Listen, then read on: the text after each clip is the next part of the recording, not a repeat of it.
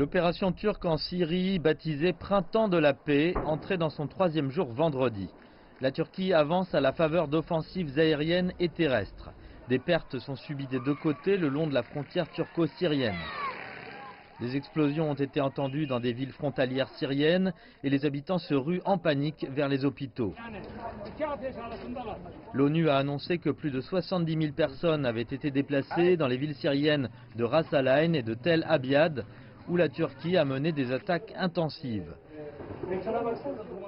C'était un jour d'émotion aussi du côté turc en raison des funérailles pour un bébé tué à Akçakale jeudi par une roquette lancée depuis la Syrie. Ankara dit vouloir débarrasser la zone frontalière de la présence du groupe kurde syrien YPG, considéré comme un groupe terroriste, et laisser ouverte la voie du retour des réfugiés syriens.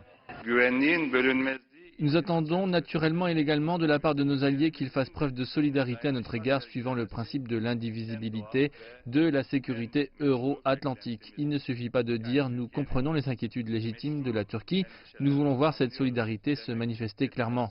Le secrétaire général de l'OTAN, Jens Stoltenberg, était en Turquie pour des pourparlers avec les responsables turcs, dont le président Recep Tayyip Erdogan et le ministre des Affaires étrangères Mevlut Cavusoglu. M. Stoltenberg a mis l'accent sur le fait que l'OTAN comprenait les inquiétudes légitimes de la Turquie, mais souhaitait également qu'Ankara fasse preuve de retenue et de prudence.